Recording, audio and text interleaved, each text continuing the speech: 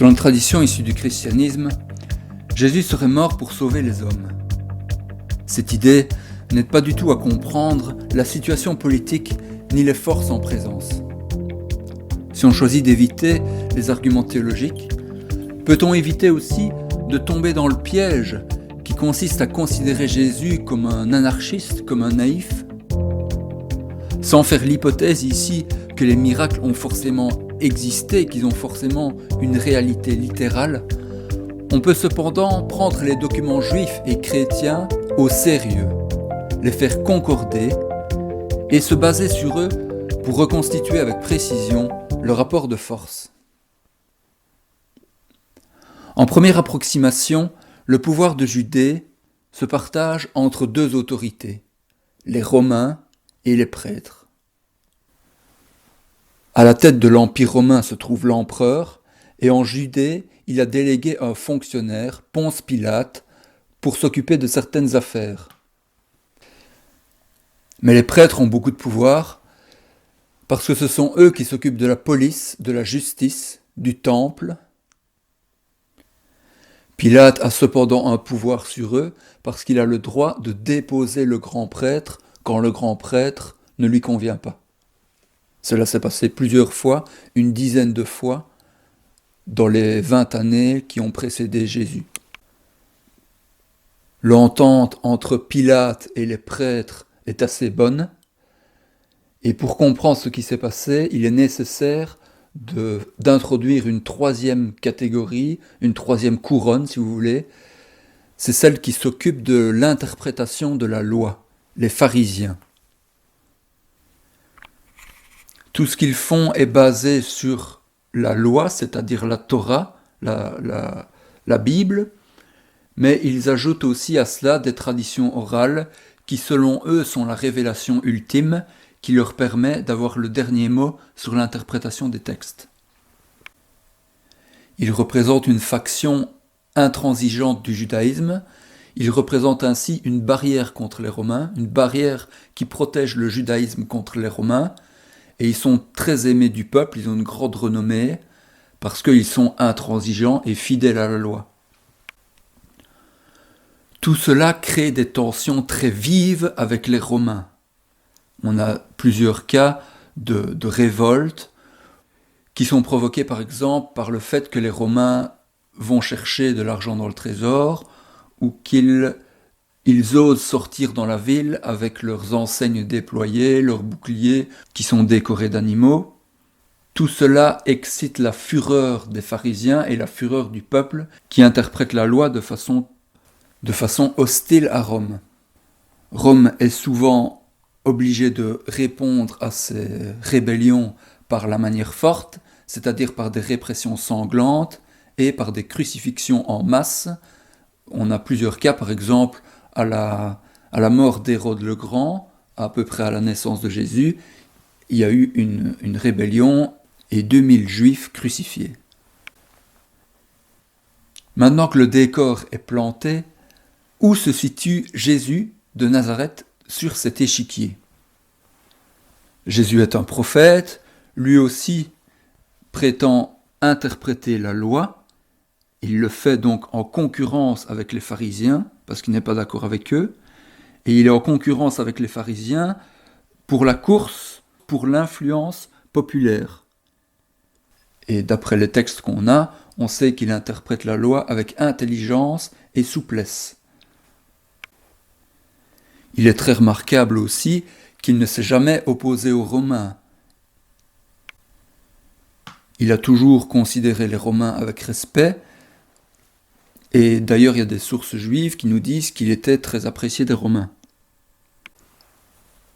Maintenant, par rapport aux prêtres, sa position est moins facile à établir, mais on peut quand même la deviner un peu, dans le fait qu'il a chassé les marchands du temple, sans doute à plusieurs reprises, avec un fouet. Il a conduit beaucoup de bêtes, les moutons, les bœufs dehors, il a chassé les marchands, et on peut en déduire que ceux qui tenaient en main le business du temple, donc les grands prêtres, les familles des grands prêtres, n'ont pas forcément vu d'un bon œil quelqu'un qui venait ainsi menacer directement leur business.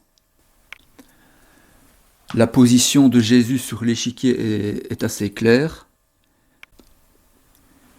Jésus est un prétendant au trône de David. Il se présente comme l'héritier légitime de ce trône. Avec l'appui de la Torah, de la loi et l'appui du peuple, Jésus se dirige vers le trône, non en opposition avec Rome, mais en opposition par contre avec les pharisiens et les prêtres. Les pharisiens n'ont pas du tout intérêt à ce que le peuple et Jésus fassent une alliance avec les Romains, parce que c'en est fini totalement de leur position. Et donc pour conserver leur position, ils doivent absolument stopper brutalement Jésus. Si jamais ils laissent continuer Jésus ainsi, lui qui fait alliance avec le peuple, quand les Romains vont venir pour savoir à qui donner le pouvoir en Judée, ils vont le retirer à un groupe, les pharisiens et les sadducéens, qui est fomenteur de révolte et de troubles. Et ils vont donner la couronne au fils de David, qui lui est en paix à la fois avec le peuple et avec les Romains. C'est ce qu'ils expriment dans leur fameuse réunion du chapitre 11 de l'évangile de Jean. Si nous le laissons continuer ainsi, les Romains viendront et nous enlèveront, à nous les prêtres et les pharisiens, ils nous enlèveront à la fois le temple et la nation.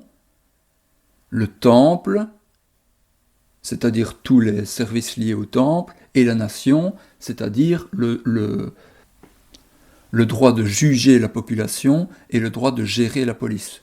Tous les pouvoirs qui étaient dans les mains des prêtres et des pharisiens à ce moment-là. Et donc s'ils veulent conserver leur position, ils doivent absolument arrêter Jésus, et c'est ce qu'ils font.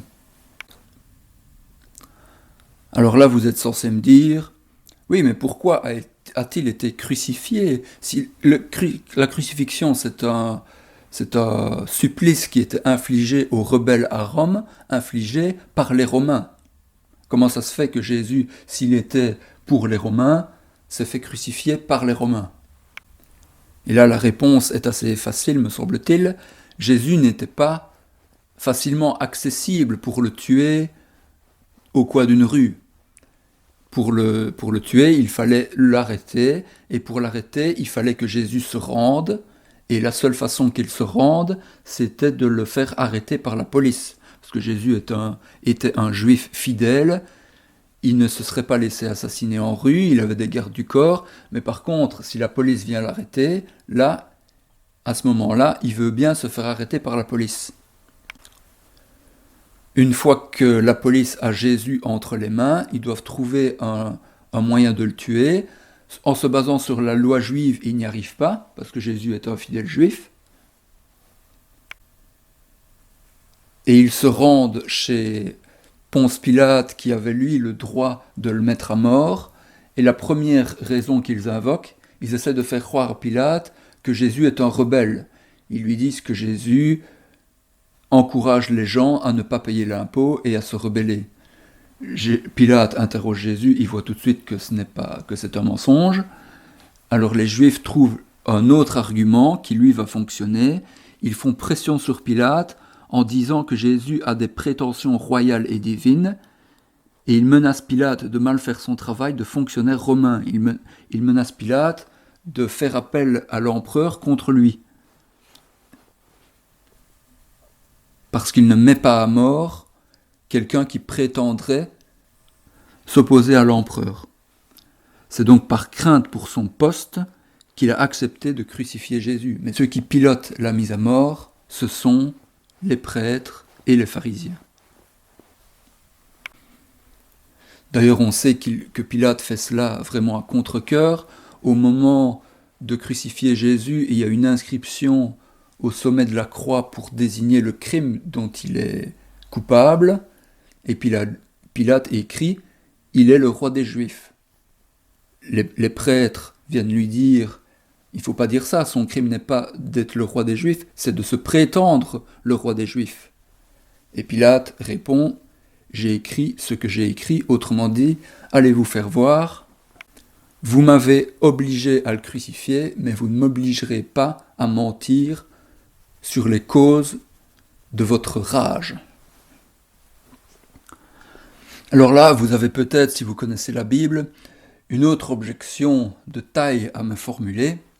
Oui, mais ce que tu dis n'est pas logique. Si Jésus était l'allié des Romains, il aurait pu négocier avec Pilate. Quand il était avec Pilate, il aurait pu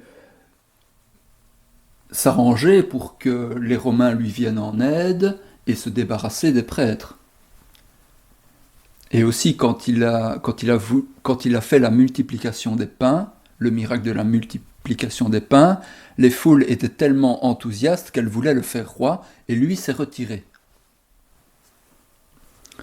Alors là, pour répondre à cette objection, c'est assez simple. Quand on fait bien la distinction entre deux conceptions de la royauté, du pouvoir royal, la conception juive, qui est une conception héréditaire du pouvoir, et la conception romaine, où c'est le plus fort qui prend le pouvoir. Par exemple, Jules César, avec son armée, était aux portes de Rome avec son armée, il revenait de Gaule, et il a décidé de franchir le Rubicon et d'aller prendre Rome. Et le pouvoir lui a été donné simplement parce qu'il était le plus fort. Quand Jésus se retrouve face à Pilate, il lui dit « Mon royaume ne vient pas de ce monde ». Et il dit, juste dans la phrase après, ce que ça veut dire « Si mon royaume venait de ce monde, mes gens se seraient battus ». C'est-à-dire que Jésus se conçoit totalement héritier légitime, mais dans la tradition juive, et qu'il ne s'agit pas pour lui de prendre les armes pour combattre le pouvoir légitime. Il considère le Sanhédrin comme le pouvoir légitime. C'est aussi comme ça qu'on peut comprendre le fait qu'il se retire après la multiplication des pains, qu'il ne veut pas être fait roi par le peuple, parce que là aussi, c'est une façon romaine et mondaine de prendre le pouvoir. Pour Jésus, il ne s'agit pas de prendre le pouvoir par acclamation populaire. La seule façon de prendre le pouvoir, c'est d'être reconnu comme l'héritier légitime par le pouvoir en place. Et c'est pour cela d'ailleurs, je remarque au passage, qu'il considérait sa mort comme une victoire. En se faisant assassiner par le pouvoir légitime, Jésus prouvait, d'une certaine manière, qu'il avait raison. Que les autorités légitimes n'avaient rien à lui opposer que la force bête et méchante. On peut aussi se demander si le meurtre de Jésus a vraiment servi les assassins. Ça, c'est souvent le cas dans les assassinats politiques. Les assassins croient réprimer un mouvement, et en tuant le chef du mouvement, ils ne font qu'accélérer et amplifier ce mouvement. Après la mort de Jésus, les tensions entre Rome et le peuple juif n'ont pas cessé d'augmenter, de sorte que finalement, en l'an 70, l'empereur a été obligé de venir lui-même en Judée pour mettre le siège à la ville et exterminer la quasi-totalité de la population. Ceux qui n'ont pas été exterminés ont été envoyés en esclavage, de sorte que le cours du marché des esclaves a été perturbé pendant 1 an. Quant à la doctrine de Jésus, elle continuera à faire la cour au paganisme européen, jusqu'à être finalement adoptée à la fois par Constantin et Charlemagne comme doctrine religieuse officielle de l'Europe. Je pourrais m'étendre davantage sur tous ces sujets, mais je ne sais pas si cela vous intéresserait. Si vous voulez m'entendre davantage, je mets en description un lien vers une formation payante sur le sujet où je rentre davantage dans les détails. Vous pouvez aussi, si vous voulez me parler, me contacter par mail ou mettre un commentaire.